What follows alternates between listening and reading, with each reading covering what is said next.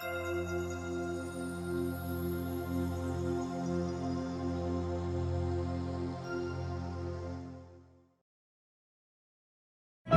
feel bad because I brought you to a place that I feel comfortable with on our first date. First dates are always weird. My pits just sweat when I'm nervous. Feel my hands. Oh, your hands are sweaty. Do you want to stay over, or? I have to let my dogs out. Ooh, let your dogs out. Do you want me to bark? No, you don't have to. For those of you who don't know me, I'm Sid, Tom's brother. You could yell at him all you want, much like his wife Janet does. He pushes my buttons. I idolized him. When you say it like that, it makes me feel bad for him. You are the co-chair. The Penn reunion, isn't that cool? All of our coordinating will be done on Facebook. You need to get on social media pronto. The whole world is online. Tell me about it. I even got my law degree online. Did I ever tell you that I was friends with someone famous in college? She's a pitch-perfect actress. You were friends with Elizabeth Banks? Yes! And she knows who you are? Yeah, I mean, I think she does. To those that might not have heard about your film, Eat Wheaties, could you give a brief summary of what the film is about? Sure. Eat Wheaties is about Sid Straw, who is a software executive whose life spirals out of control when he reaches out on social media to Elizabeth Banks, who he went to college with. And it's about a guy who who tries too hard and has trouble connecting with others, and how how regaining control of his life is something that is spurred on by this journey to reconnect with the celebrity that he knew in college. Could you talk about the genesis of the film? How did you discover the book, and what made you decide to adapt it into a feature film? So I read the book for the first time when it was published in it's 2003 actually. A friend of mine was named Evan Schenkman. He was working with the author as a lawyer at the same law firm when the book was published, and my friend Evan sent me at the time it was a flyer, I believe, actually, that came in the mail about the book, and told me that that a friend of his wrote it and I should check it out and maybe it would make a great movie. So I remember going down to Barnes and Noble and reading it, and I absolutely loved it. I read it all while sitting in the chair at Barnes and Noble without paying for it, and it made me laugh. At the time, though, I really couldn't quite see how it was a film. How to adapt it as a film. And then years later, Michael Kuhn, the author, wrote a sequel, and it made me revisit the Locklear letters, the original book. And in the time that had passed in between, suddenly this idea that somebody could derail their life because of social media, it was all relevant. I mean, I don't know if there was a week that went by where I didn't read about a story about someone who was fired from their job because they tweeted out something or posted something that most of the time they thought was funny, and then other people didn't. And then at the same time, this feeling that celebrities are accessible through social media, and this feeling that we're so close to them, even though we're really not. Those are the two things that made me feel like, there's a movie here. And so I reached out to Michael, who by now was actually living in Los Angeles, where I live. He originally was working on the East Coast. And I said, look, I don't know if you remember Evan, our mutual friend, but he had kind of put me onto your book, and I loved it. And I had just come off a film called The Calling, which I wrote and produced, and said, I'm looking for something to adapt next, and whether the rights were available. And he wrote back like within a minute from the email I sent, and I was like, I might not hear from this guy for a while. And then he wrote back within a minute, yes, the rights are available. Of course, I remember Evan. And then we had lunch maybe 2 days later, and in that time he had seen The Calling and loved it, and was like, yes, what are you thinking? And from there, the journey to get this movie. It's still a long journey, still a couple of years later to make the movie. And then even now, a couple of years later to actually release the movie because of this pandemic. But that was how it started. I believe that Eat Wheaties is your debut film as a director, right? So It is. what was the most surprising thing you learned about directing in general? That's a great question. The thing I learned quickly was that time is a commodity. Every day you only have so much time, and the other thing I learned was that having a cast of pros was the greatest gift a director can have, because when you don't have much time, you don't have many takes, you don't have much room for for finding it on the day. A big budget studio movie has the luxury of rehearsals. They have the luxury of doing one scene, sometimes taking up a whole day. We had to shoot multiple scenes every day, including multiple locations sometimes in the same day, which was very challenging. But at the same time, from a director standpoint, it really made me focus on knowing what the story was before you get to set, as opposed to having the luxury of trying different things and experimenting or taking lots of takes to really kind of see where it goes emotionally, or where it goes from a comedy standpoint. We really had to be focused. What genre would you like to direct next, or do you want to stick with comedy? My first film that I wrote and produced was a thriller. This is a comedy, and I think it's a kind of comedy that you don't necessarily see as often as I would like. There's a lot of awkwardness and to it in a way that I enjoy. You see it a lot more on television. To be honest, there's two projects that I'm really excited about and would want to potentially direct next. One is a different kind of comedy. It's a much more inspirational sports story comedy about women who had never played sports before. A true story also. Not this wasn't a true story, but that is a true story. But both of these projects that I'm talking about now are both true stories. In fact, this is the book that it's based on. It's called Alive and Kicking, by Harvey Arrington, who's a New York Times sports writer. It's about women who never played sports before, and how when their kids were playing soccer, they one of them particularly started a women's soccer league, and these women were learning the lessons of sports, but not as kids, as adults.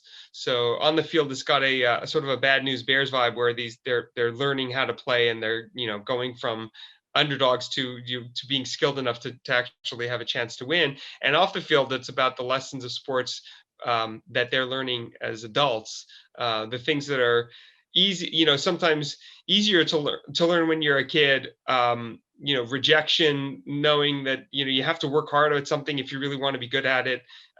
Whereas when you get to our age, those lessons are kind of ingrained into you. And if you never had them before, if you've never been picked last, and to have that happen, in your 30s is not easy.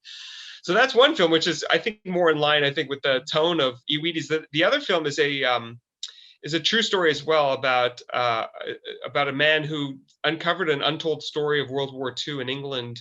It took place in the 80s.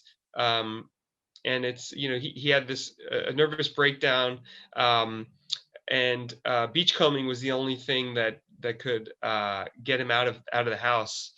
And he started finding these remnants of World War II on his beach, on the coast of England, and became obsessed with finding out what happened. And nobody really knew, because the whole coast had been evacuated for training.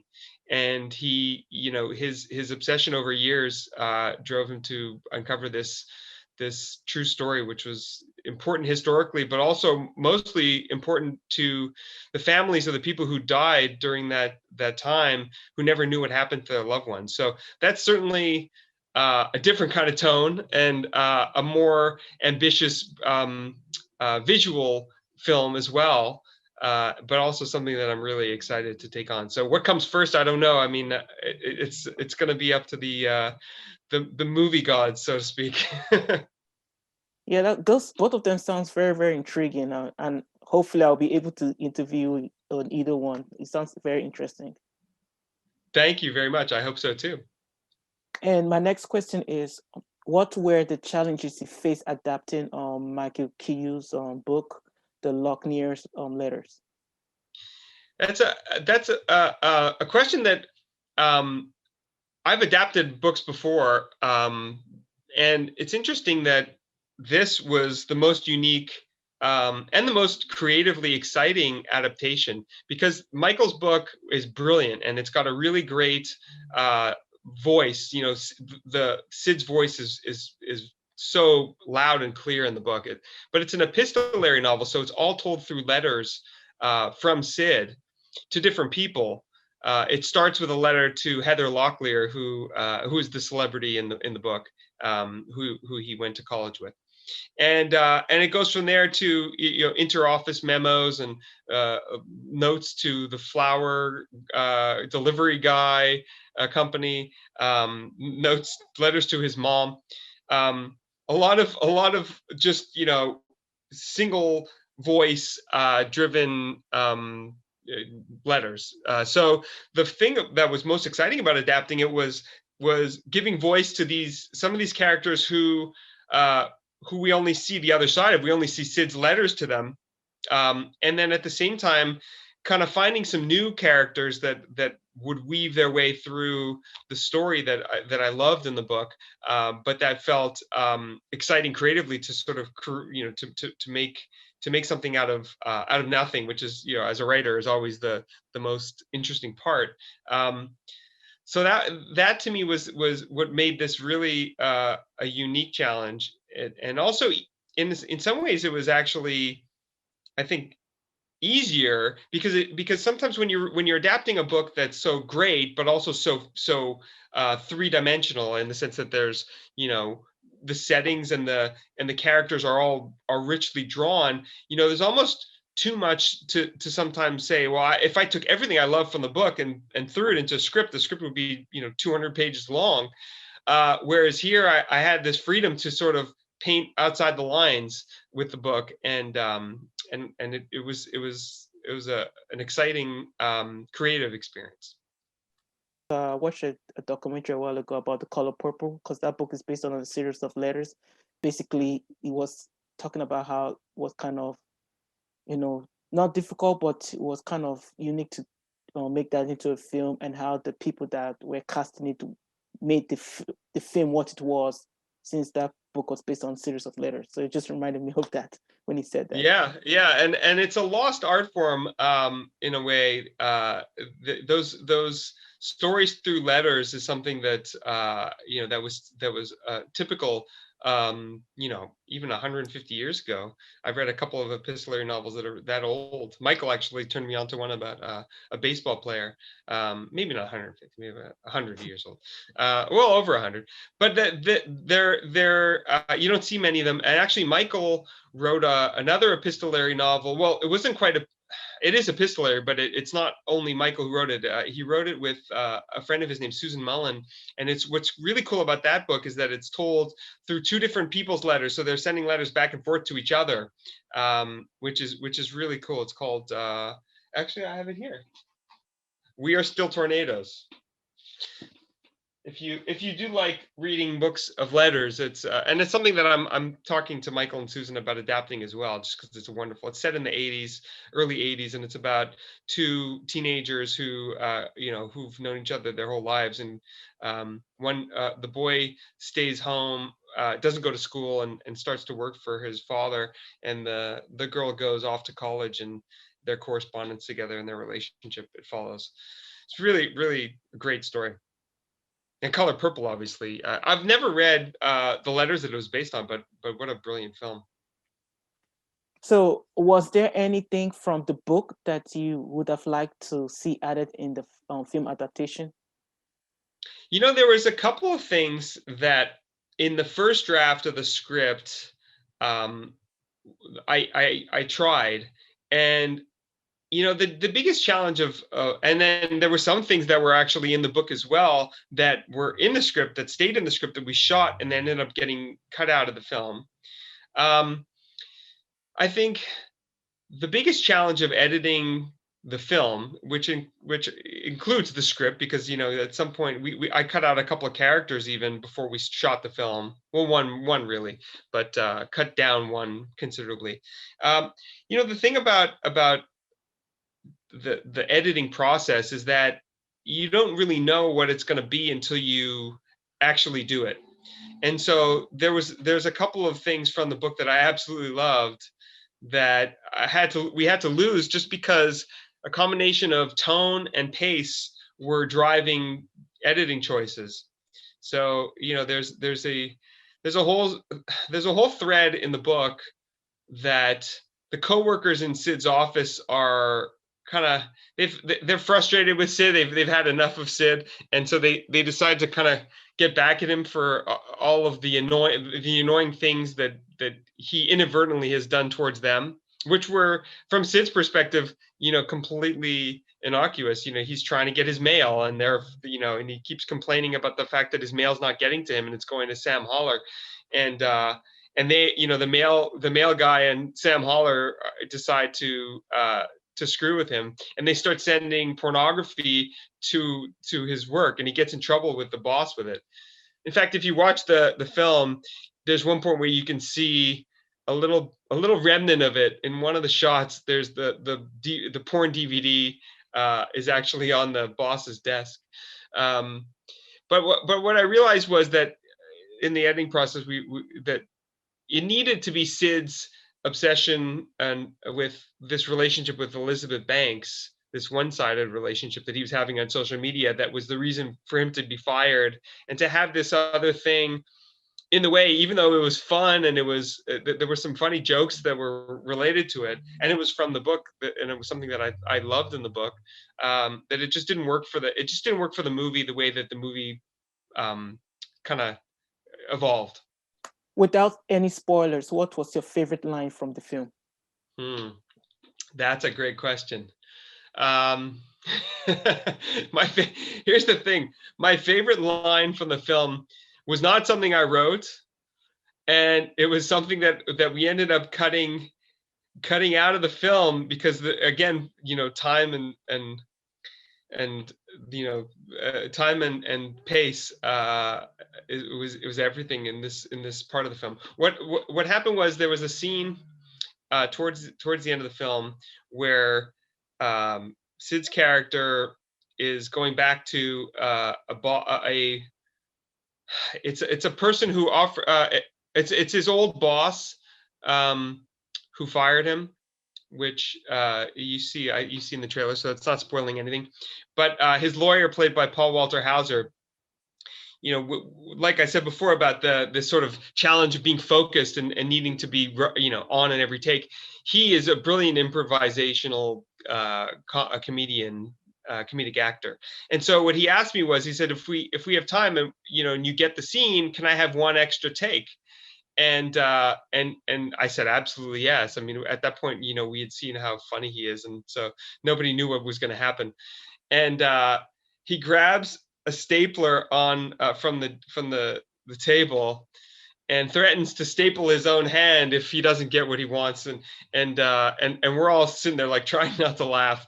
And and he did it. He stapled his hand, and that is in the film. But my favorite line that he said, he staples his hand, and he's in pain because he actually really did it. Like, you can see the pain kind of across his face. And he says, and he shows his hand. He goes, "That's a staple in a man's hand for a friend."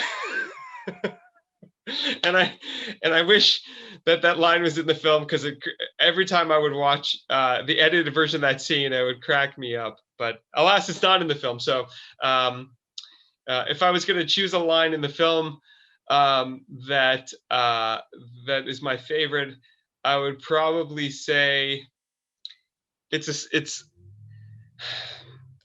I'm not ruining anything, but there's a moment when three characters are singing a song together. It's a theme song from an 80s sitcom, and they're the two brothers are harmonizing, and the third guy is trying to get in, and the last thing he does is they finish harmonizing, and he tries to add in that harmonizing line, but he's a beat too late, and so that's probably my favorite line that's in the film. Would it be a spoiler if you mention what 80s sitcom it was? Actually, yes. I don't want to reveal that because I think that's part of the joke. Okay, that's fine. It's a fun moment, at least for me. And I think the fun thing was I actually got to write contact the writer of the theme song, so that was pretty cool. That we were able to be in touch and say, look, right, I love that song, and can we use it in the film? And they said yes, and so it's pretty cool. So where and when do you like to write in general? Given a choice, I love to write in a relatively quiet-ish coffee shop in the morning. That hasn't been a reality this year. So this year I've been writing a lot from home, which is not where I like to write typically.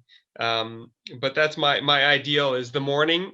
And my best writing I would say before lunch, and then I'll sometimes get a small window after lunch where I can be productive.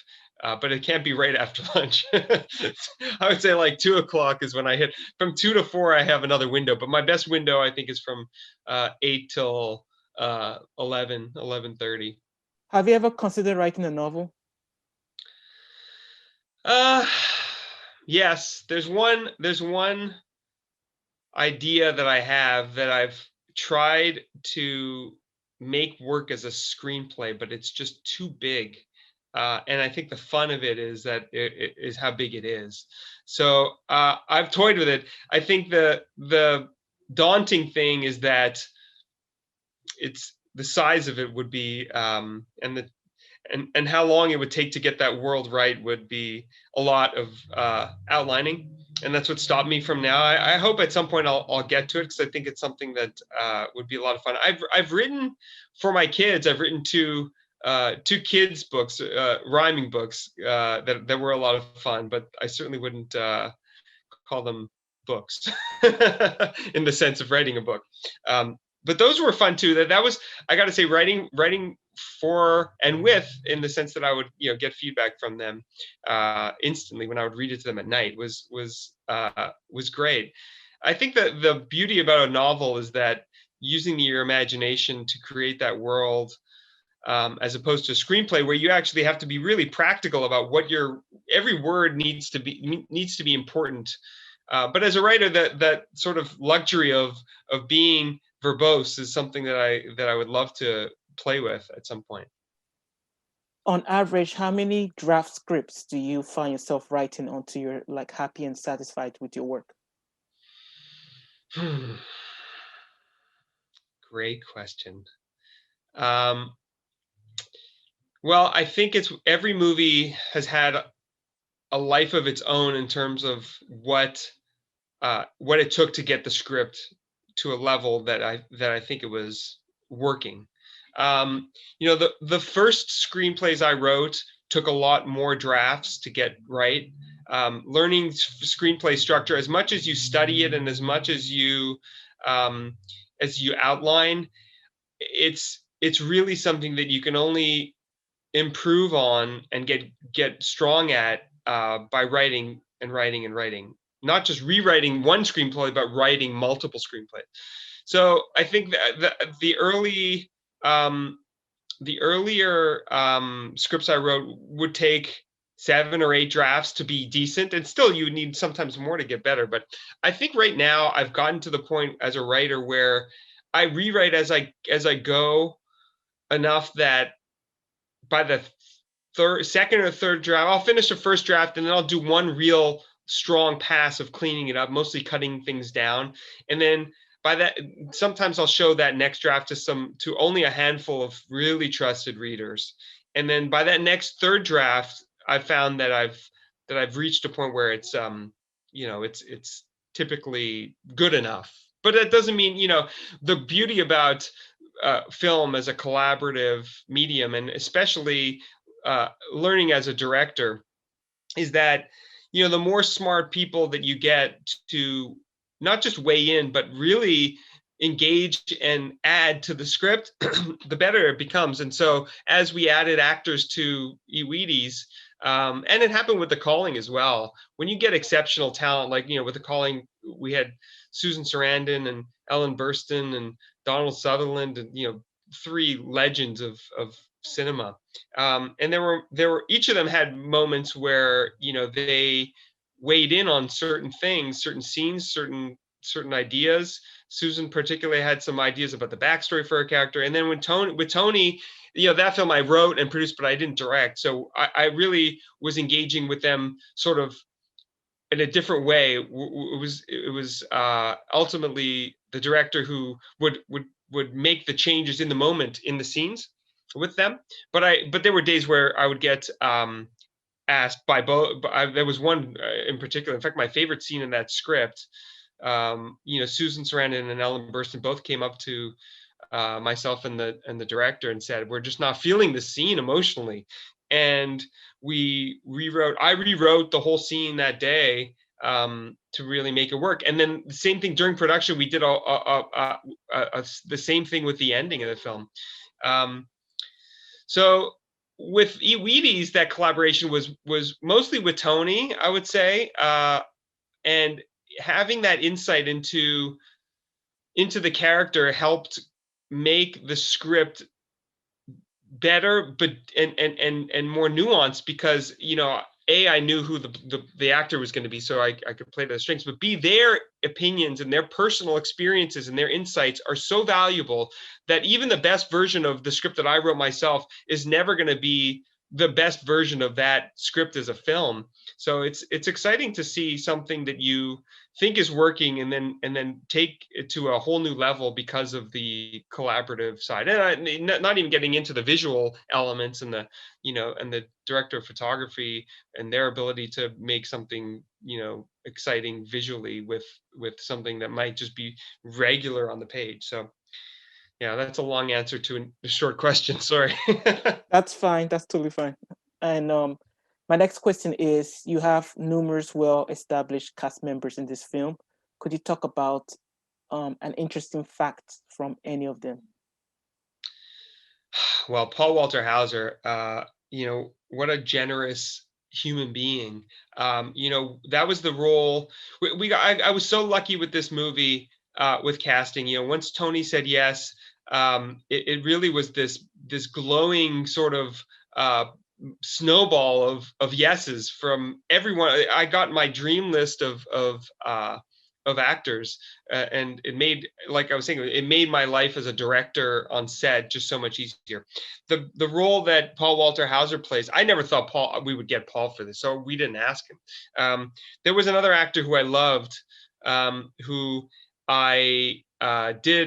we did approach and make an offer, and he said yes, which was great. And we just had a scheduling challenge because he was doing stand-up comedy shows on the weekends out of town, and one of the locations that we needed for the film, we could only use on the weekend. So we tried to reschedule. We tried our best, but it was 2 days before shooting, and we still couldn't make it work. So we realized, it's not going to happen. So right before, we actually started the first day of shooting without having anyone in, that was going to be playing that role. And I said, what, we got to try Paul. We have 2 days before that role shoots. I mean, let's just take a shot. Worst thing, he says no, or he doesn't read it. And so I pitched Tony, because at that point, Tony was helping, weighing in on casting ideas and had such great insight. And he said yes. And so I called the casting director. I said, let's make an offer to Paul Walterhauser. So she did. And it turns out he was in Michigan. And he read the script that day, said yes, and we had our budget was so low that I don't even want to I don't want to tell you how low it was, but we certainly didn't have the money at that point in the production to fly Paul from Michigan. And he loved the script so much and wanted to be in it so much that he paid for his own flight and flew himself to Los Angeles, and was shooting with us the day after that.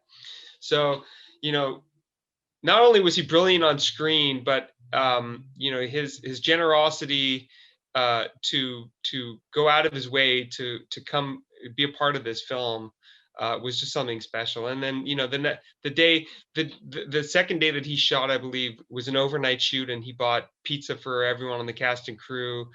Just a special guy. I mean, I could talk about Tony.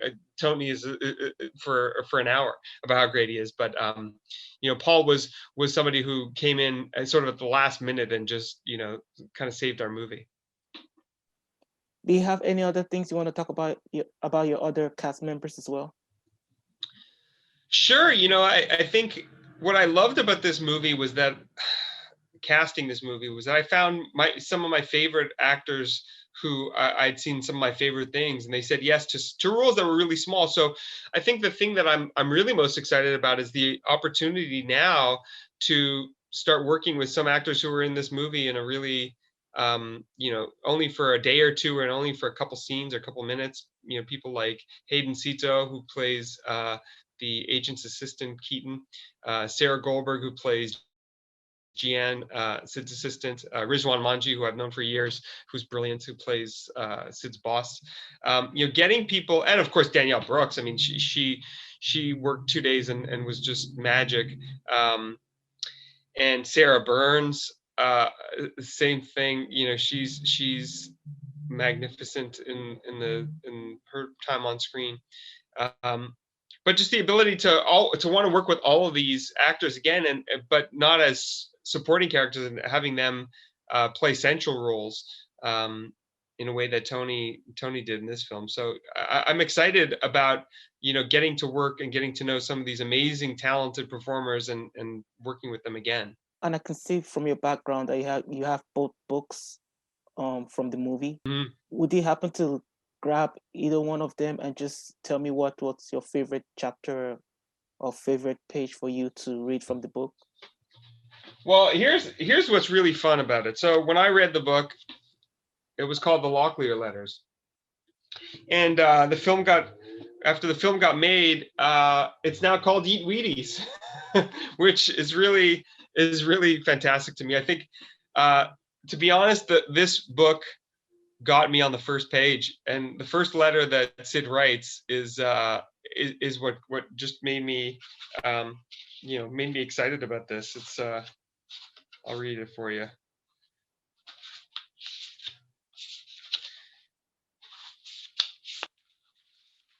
That's a forward. Dear Heather, can you do me a favor? You may or may not remember me. We were classmates at UCLA before you went off to become an actress. See if this rings a bell. I dated your sorority sister, Tracy Swid, for a while sophomore year. Remember her? Brown hair, brown eyes. You and I were in a political science class together too, if I recall correctly. Professor Katz, he fell asleep once during a lecture. Does that help? Anyway, my brother Tom is a huge fan of yours, not just Melrose Place, but your other TV shows too, TJ Hooker, Dynasty. I don't know why I just listed them. You already know the names of the shows you were on. I hate to impose, but Tom's birthday's coming up soon. Would it be possible for you to send me an autographed photograph so I can give it to him for his birthday? It would be the perfect gift for him. In brackets, he's married, don't worry. Thanks in advance for your help. I hope all is well with you these days. Maybe I'll see you at the reunion next fall. Go Bruins. Sincerely, Sid Straw. P.S. You haven't kept in touch with Tracy by any chance, have you? I hadn't thought of her in years until I started writing this note. I was in right away. And this is my last question. If you were forced to watch one movie besides yours, nonstop, for a whole day in a locked room, which movie would you choose? Nonstop, locked in a room all day. That's a good question. Because the movie that the movie that I've seen the most in my life is probably Can't Buy Me Love. Strangely enough, I love that movie. And it's one of the, whenever it's on, I can't turn off. But I think if I was going to choose one movie to play nonstop over and over and over again, it would probably be Jerry Maguire or The Apartment. I love both those movies so much, and I don't ever get tired of it. There's always something new that I see when I watch both those films. So it's a tie.